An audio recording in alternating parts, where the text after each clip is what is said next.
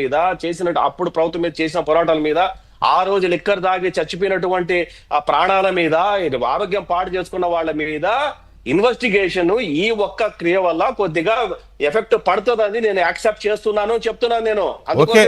అది ఓకే. నేను అనేది ఏంటంటే నేను అనేది ఏంటంటే రవిచంద్రారెడ్డి గారు ఇక్కడ ఒక మాట తీసుకుందాం, ఆగండి, మొత్తం మీదే.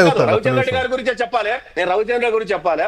ఇక్కడ మా మీద పడుతుంది అని చెప్పేసి అనడం కాదు. నేనేమంటా అంటే కూటమిలో ఎక్కువ ఎమ్మెల్యేలు తెలుగుదేశం నుంచి ఉన్నారు కాబట్టి ఎక్కువ ఏరియా కవర్ అవుతుంది కాబట్టి ఆరోపణలు ఒక్కరి మీదే మీరు భరించాలా అన్న కోణం కరెక్ట్ కాదది. ఇక్కడ ఆరోపణ అయినా లేకపోతే ప్రత్యారోపణ అయినా లేకపోతే ప్లస్ అయినా మైనస్ అయినా ఓడినా గెలిచినా దాని ఫలితాలు తీసుకున్నా ఉమ్మడిగానే తీసుకోవాలి తప్ప ఉమ్మడిగా ఎదుర్కోవాలి తప్ప బూత్ ఛానల్లోనో ఆ పార్టీ నుంచి వచ్చేటువంటి ఆరోపణల మీద మనం ఉమ్మడిగా ఎదుర్కోవాలి తప్ప ఇక్కడ తెలుగుదేశానికి ఆపాదించడం ఇక్కడ ఎట్లా ఉంటదంటే కాదు. ఇక్కడ ఎట్లుంటదంటే సాగర్ గారు, ఇక్కడ రవిచంద్రారెడ్డి గారు మసిపూసి మారేడుకాయ చేయడంలో కానీ మీరు ఇందాక అన్నారు 16 నెలలు పట్టిందా అంటే పట్టుండొచ్చు ప్రభుత్వానికి ఈ విషయం తెలియడానికి, లేకపోతే దీని మీద దర్యాప్తు చేసి చర్యలు తీసుకోవడానికి పట్టుండొచ్చు అని మీరు అన్నారు.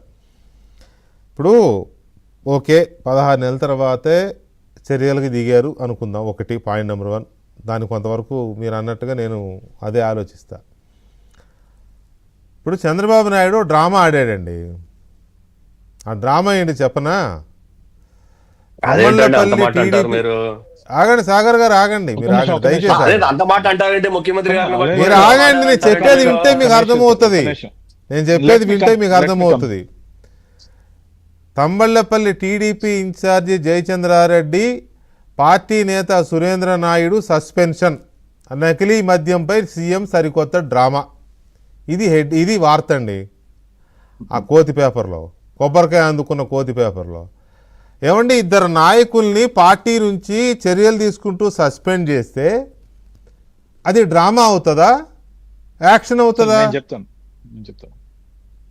అది సాగర్ ఇప్పుడు అర్థమైందా నేను ఎందుకన్నానో? చంద్రబాబు నాయుడు డ్రామా అని ఎందుకన్నానో? 2 నాయకుల మీద యాక్షన్ తీసుకుంటే సస్పెండ్ చేస్తే నకిలీ మద్యంపై సీఎం సరికొత్త డ్రామా అంట.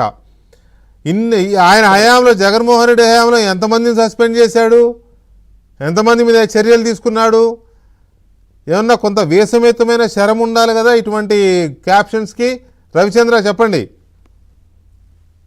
ఇప్పుడు విద్యాసాగర్ గారు అంటూ ఉమ్మడిగా ఎదుర్కోవాలి 100%.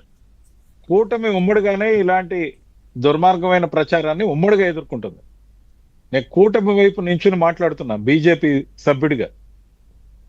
సార్ నేను ఒక్కటే చెప్తా, ఈ షార్ట్ గ్యాప్ లో ఒక 2 వీడియోలు చూడడం జరిగింది మన బ్రేక్ టైంలో కూడా. ఈ బ్రేక్ టైంలో చూసిన వీడియోలు ఏవైతే ఉన్నాయో, జగన్మోహన్ రెడ్డి గారు తెలుగుదేశం పార్టీ నాయకుల మీద సీరియస్ అయినట్టు, నకిలీ మద్యం విషయంలో చాలా సీరియస్ అయ్యారట. మరి గత 5 సంవత్సరాలు జరిగిన మద్యం కుంభకోణం విషయంలో సీరియస్ ఎందుకు గల? వాసన రాలేదు అప్పుడు ఆయనకి. అప్పుడు